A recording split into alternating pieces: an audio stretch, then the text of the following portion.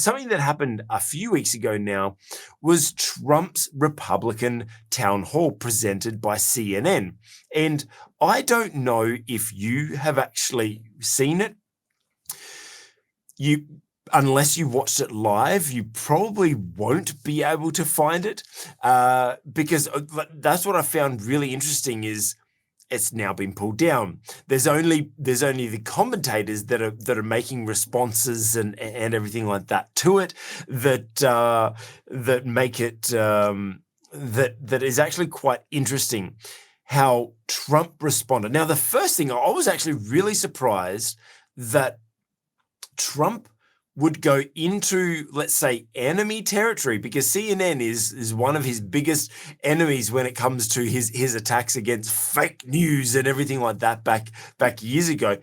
So how is it that he went into the enemy's camp and faced off against Kaitlan, who, I must say, if you've seen any of the clips, I was not able to watch it live. I haven't been able to find the whole thing live at all, unfortunately.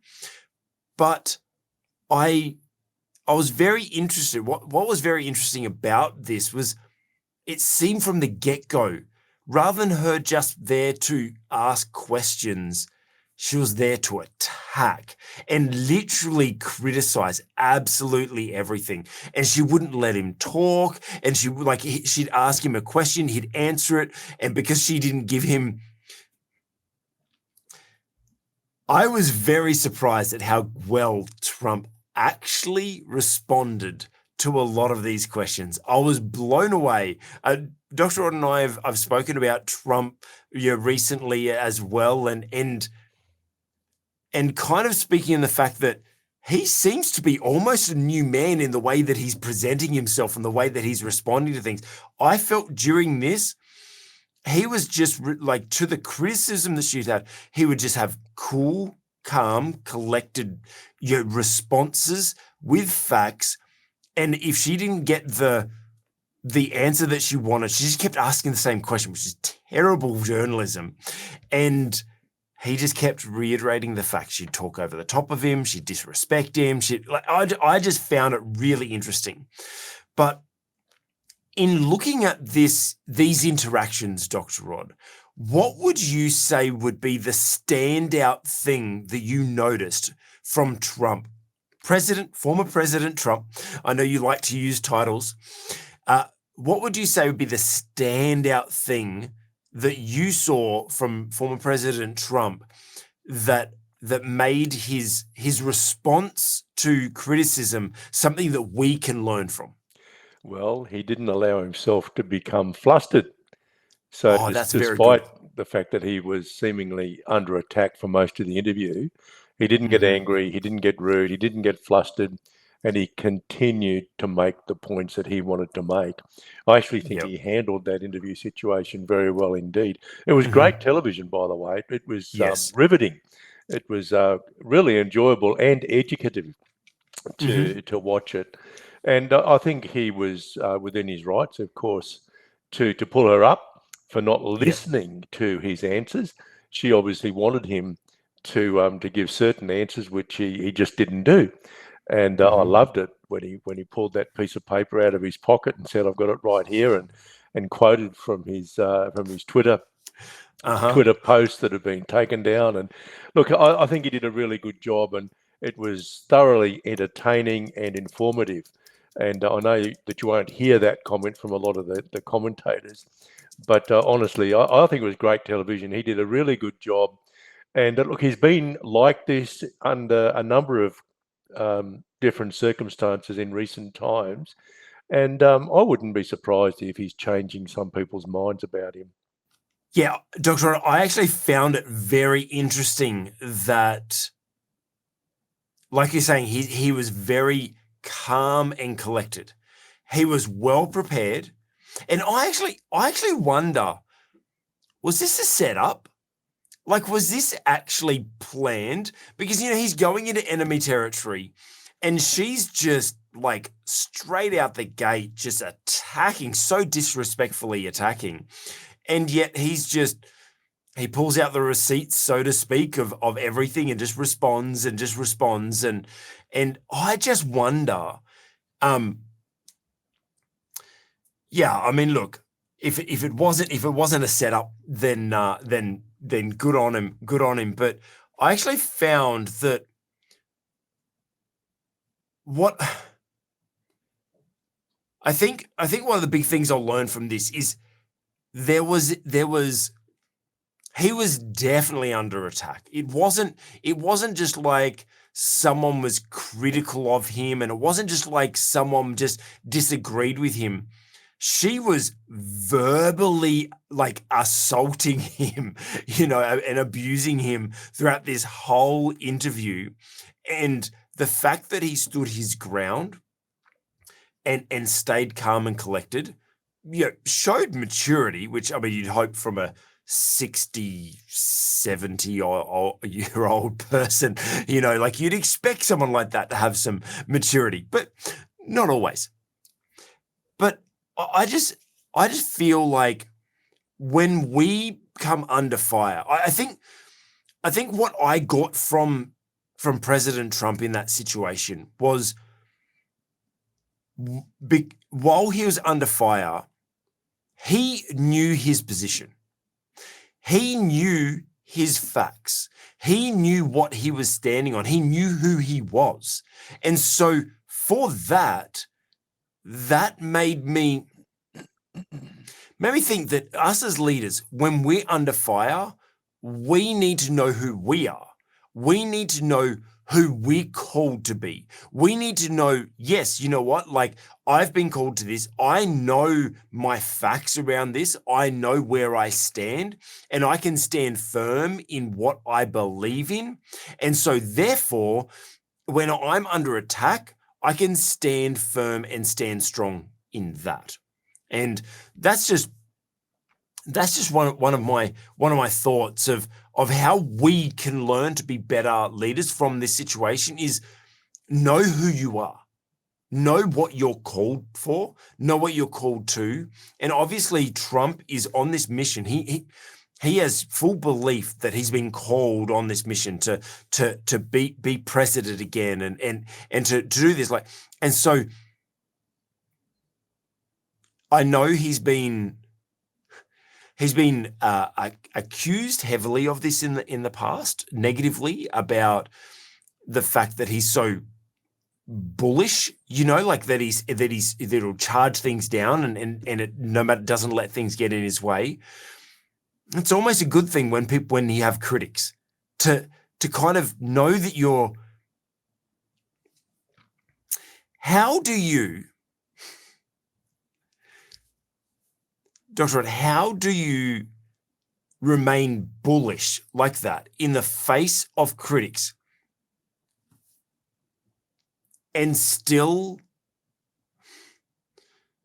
not run people over, so to speak? Well, I think you've got to have a lot of self-confidence, and President Trump, of course, has self-confidence in spades, as we say in Australia. And look, one has to say he's quite a remarkable man because he doesn't have critics, he has enemies. And the truth is he's been absolutely hounded and persecuted.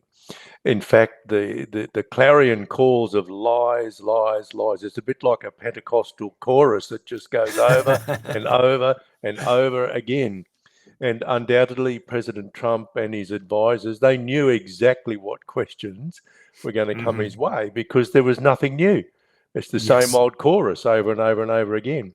And I think that enabled him to be very well prepared. But I still salute him for the fact that he remained very calm and he was clearly well prepared, and he didn't allow the badgering by his interviewer actually put him off course. So she was never able to break him. She was never able to trick him. She was never able to get him to say what she wanted him to say. I think also that it was helpful that there were certainly plenty of people in the audience who were for him. Yes. He got lots of applause and lots of laughter, sometimes at Kaitlan's expense, I might add. Look, she didn't do too bad a job. She's been criticised a lot too, of course, by conservatives. and by those on the left too, because they didn't want to interview him in the first place. But I'm probably not as critical of her as you are, Craig. But coming from Australia, of course, I'm used to this sort of abusive style of questioning by journalists. And I thought she did a reasonably good job. Look, I think as far as CNN is concerned, apart from the ridiculous reaction by some of those on the far left, I think they should be quite happy that they produced some really good television. But of course, that's an aside. We're talking about how leaders respond to critics, but I reckon it was some of their highest ratings or something like that, which is good. Look, my issue with her approach was there was no respect. There was zero respect. You could just see the disgust she had for him, where it's like, you should. He's the president, right? Like there has to be a level of respect, and he's a successful businessman. He's he should be respected at least. The other thing is the fact that she just kept asking the same question over again and then speaking over the top of him because he didn't give her the answer that she wanted. I'm like, she should have, as a professional, if she was going to go out there and attack him, I feel like she should have been better prepared, because he would give her a very logical, factual response, and then she just talk over the top of him and just keep arguing the same point, right? I just felt like she had her agenda and wasn't there to have a conversation, right? You wasn't there to interview. She was just there to accuse, right? Which is what critics do, unfortunately. And unfortunately, that's what we face with. Now, the other thing, Dr. Rod, that you mentioned that helped with Trump was his preparation, right? That they knew what he was going to be speaking or what he was going to be challenged with. And so on a number of occasions, he literally brought out receipts. He brought out the facts. She accused him of inciting riots or whatever, and he grabbed out and read out the timestamp of when his tweets were released and all that sort of stuff. And like there was another thing that she said, and he pulled out another piece of paper and like, here's the facts. And I think that that's something that is lacking a lot when we as leaders try to respond to critics. I think that we tend to respond through emotion, and when we're talking through emotion, it's objective, right? Like, and it can go any which way. Whereas when you stick with the facts, no one can argue the facts. And so one great thing that I believe that Trump did that we can learn from as we're facing critics is make sure we know our facts. Make sure we have the details so that we can actually back up our argument. Now, what does that mean? Well, if you're a Christian and you're being, combated at the workplace or by people in the community or whatever, because of your faith, you have to know your facts. You have to know your facts. And one of the biggest challenges is some of the people that are most anti-Christians know more facts about the Bible than most Christians. Most people that are trying to be critical of us, of the church we go to, of whatever we do, they actually probably know more about our faith, about our beliefs, about our doctrine, about those things than we do. And so my encouragement to you is make sure you know your facts. Whatever you want to stand up for and stand against, make sure you know the facts, both for and against, because that's the only way that we are able to truly respond to critics and actually genuinely silence those critics is through facts. It's the only way we can fight it. So my encouragement to you is know your facts. Know your facts when it comes to responding to critics as a leader.